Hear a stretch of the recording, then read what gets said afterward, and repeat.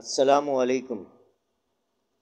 پیش خدمت ہے عہد حاضر کے معروف افسانہ نگار اور شاعر پاکستان ایئر فورس کے سابق اسکواڈرن لیڈر جناب فیروز ناطق خسرو صاحب کی کتاب کند قلم کی جیب سے ایک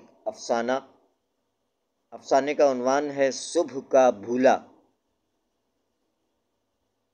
جناب فیروز ناطق خسرو صاحب نے اپنے اس افسانے میں تحریر فرمایا کہ فتو کا مسئلہ بھی وہی تھا، یعنی کمانے والا ایک اور کھانے والے 5۔ فتو، اس کی بیوی، 2 بچیاں اور ایک لڑکا۔ سرداراں میٹرک کا امتحان دے رہی تھی، باقی بچے چھوٹی جماعتوں میں تھے۔ پاک فضائیہ میں جہاں اور بہت سے لوگ ملک و قوم کی ترقی کے لیے رات دن کوشاں رہتے ہیں، وہیں فتو بھی ایک یونٹ میں نائب قاصد کی حیثیت سے ملازم تھا۔ شادی سے پہلے گزر بسر اچھی ہو جاتی تھی۔ ماں باپ کا انتقال ہوئے کافی عرصہ گزر چکا تھا، نہ کوئی بھائی تھا نہ بہن، اکیلی جان کا خرچہ ہی کیا، جو کمایا دوست احباب کی محفل میں اڑا دیا، نہ کبھی کچھ جمع کیا نہ ہی اس کے متعلق سوچا۔ ماں باپ ہوتے تو گھر آباد کرنے کی فکر بھی کرتے۔ زندگی کے شب و روز اسی طرح گزرتے رہے، اور جب شادی ہوئی تو عمر عزیز کے 35 برس گزر چکے تھے۔ شادی کے بعد 1 سال تک تو کچھ اندازہ ہی نہ ہو سکا۔ آہستہ آہستہ آنکھیں کھلنا شروع ہوئیں۔ وہی فتو جس نے کبھی ہاتھ روک کر خرچ کرنا سیکھا ہی نہ تھا، اب پائی پائی بہت سوچ سمجھ کر خرچ کرتا تھا، مگر 15 تاریخ کے بعد ایک ایک دن کاٹنا دوبھر ہو جاتا۔ غرض کسی نہ کسی طرح گزر بسر ہوتی گئی۔ فتو کو اکثر شکوہ تھا تو اپنے ماں باپ سے، نہ کوئی مکان چھوڑا نہ کوئی دکان۔ وہ اکثر کہا کرتا تھا کہ لوگوں کے بزرگ تو بڑی بڑی جائیدادیں چھوڑ کر مرتے ہیں اور اولاد عیش کرتی ہے، مگر ہمارے ماں باپ، اللہ ان کو جنت نصیب کرے، جب تک زندہ رہے روکھی سوکھی کھاتے رہے، جب مرے تو اپنی اکلوتی اولاد کو روکھی سوکھی کھانے کے لیے چھوڑ گئے۔ فتو کی بیوی پڑھی لکھی تو نہیں تھی، لیکن تعلیم کی اہمیت سے بخوبی واقف تھی۔ اسی کی کوششوں کے نتیجے میں آج ایک لڑکی میٹرک کا امتحان دے رہی تھی، جبکہ دوسرے بچے بھی تعلیم جاری رکھے ہوئے تھے، ورنہ فتو تو تعلیم نسواں کے حق میں ہی نہ تھا۔ اس کے نزدیک عورتوں کو بس قرآن پاک پڑھنا آنا چاہیے تھا، یا تھوڑی بہت اردو، تاکہ مسئلے مسائل کی کتابیں پڑھ سکیں۔ وہ اکثر اسی بات پر اپنی بیوی سے جھگڑا کیا کرتا تھا۔ کیا کرنا ہے اتنا پڑھ کر، کوئی نوکری تھوڑی کرانا ہے؟ مگر وہ اللہ کی نیک بندی، اپنی ہٹ کی پکی تھی، اس کا بس چلتا تو خود بھی پڑھنا شروع کر دیتی، مگر گھرداری کی جھنجھٹ اور مجازی خدا کی ناراضگی کے ڈر سے دل محسوس کر رہ جاتی۔ شوہر کا حکم تھا کہ گھر سے باہر مت نکالو قدم، چنانچہ سرداراں اس کا یہ حکم اللہ کا حکم سمجھ کر گھر میں رہ گئی تھی، مگر بچوں کے بہتر مستقبل کی خاطر وہ شوہر کی بھی نہیں سنتی تھی۔ پچھلے چند ماہ سے اڑوس پڑوس کی عورتوں کی دیکھا دیکھی وہ بھی انڈسٹریل ہوم میں جانے لگی تھی، حالانکہ اس کا شوہر اس انڈسٹریل ہوم کے بہت خلاف تھا۔ بھلا یہ بھی کوئی تک ہوئی کہ عورتیں مردوں کی برابری کا دعویٰ کریں؟ اب ٹائپنگ بھی سیکھا جانے لگا۔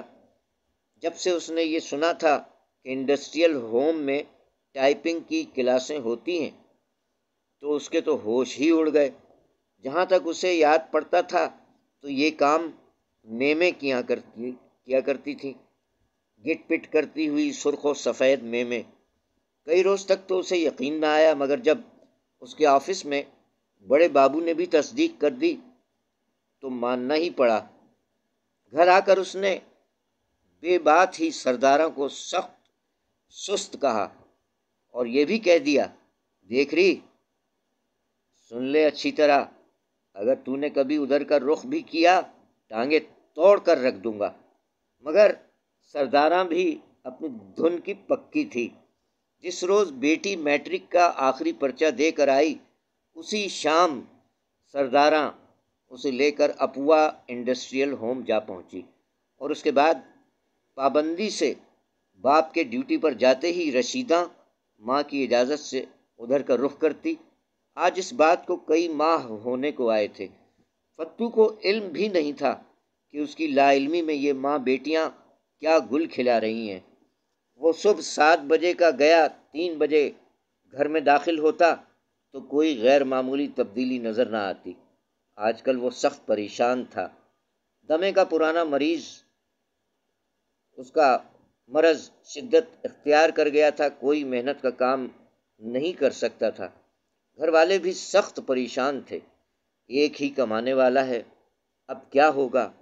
ابھی لڑکی کی شادی بھی کرنا ہے، دوسرے بچے پڑھ رہے ہیں۔ غرض فتو کو سمجھ میں نہیں آ رہا تھا کہ آخر وہ کرے تو کیا کرے۔ آج بھی فتو اسی فکر میں سر جھکائے گھر میں داخل ہوا تو فضا کچھ بدلی بدلی محسوس ہوئی۔ ماں بیٹیاں کسی بات پر کھلکھلا کر ہنس رہی تھیں۔ فتو کو آتا دیکھ کر چپ ہو گئیں۔ فتو ویسے ہی پریشان تھا، اوپر سے سخت بھوک لگی ہوئی تھی۔ یہ رنگ دیکھ کر بس جان ہی تو جل کر رہ گئی۔ بیوی کو کڑے تیوروں سے گھورتے ہوئے بولا، کس بات کا جشن منایا جا رہا ہے؟ کیا میری نوکری چھٹنے کی خوشی ہے جو دل میں لڈو پھوٹ رہے ہیں؟ بیچاری بیوی کے پاس ان تانوں کا کوئی جواب نہ تھا۔ خاموشی سے باورچی خانے کی طرف چلی گئی۔ جتنی دیر میں فتو منہ ہاتھ دھو کر فارغ ہوا رشیدہ کھانا نکال لائی۔ 2 ایک نوالے پیٹ میں گئے تو فتو کا موڈ کچھ بہتر ہوا۔ بیوی سے مخاطب ہو کر کہنے لگا، سوچتا ہوں کہ اگر نوکری سے جواب مل گیا تو ریڑھی لگا لیا کروں گا، مگر زیادہ فکر مکان کی ہے۔ ایک کمرے کا یہ شیلٹر بھی چھن جائے گا، کوئی عزیز رشتہ دار بھی ایسا نہیں کہ سر جھپانے کا آسرا ہی ہو۔ سمجھ میں نہیں آتا کیا کروں۔ یہ کہہ کر سرداراں کی طرف دیکھا تو تن بدن میں آگ ہی تو لگ گئی، بجائے ہمدردی کے مسکرا رہی تھی۔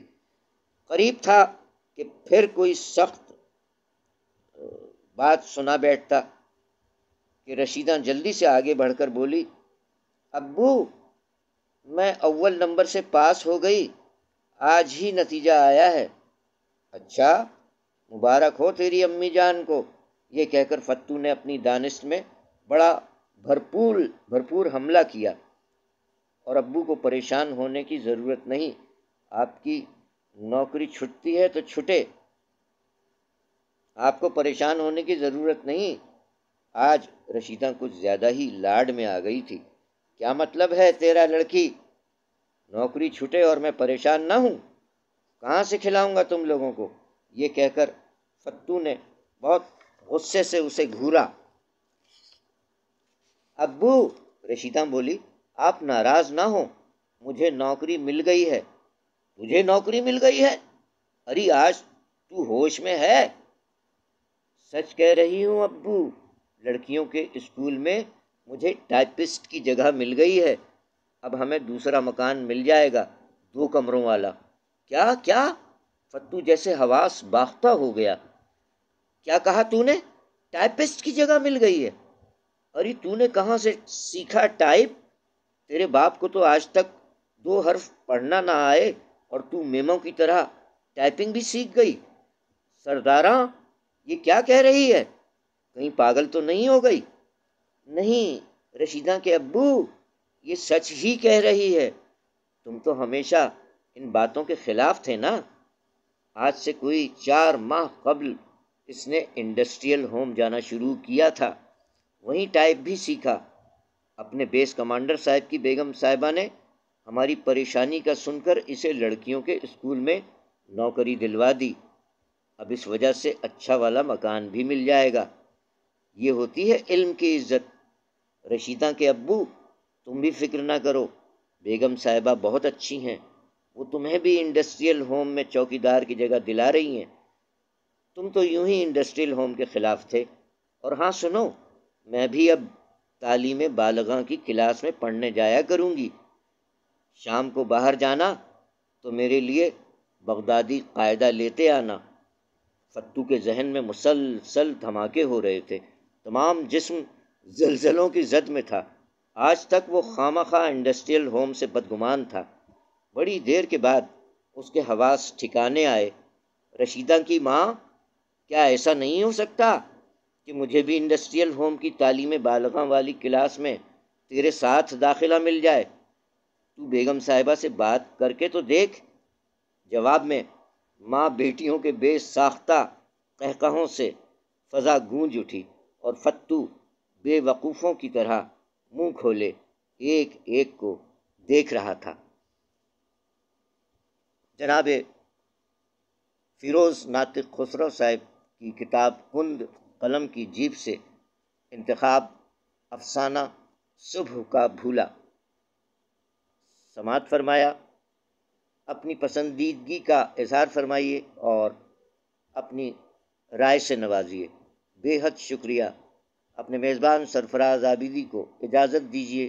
فی امان اللہ۔ پاکستان زندہ باد۔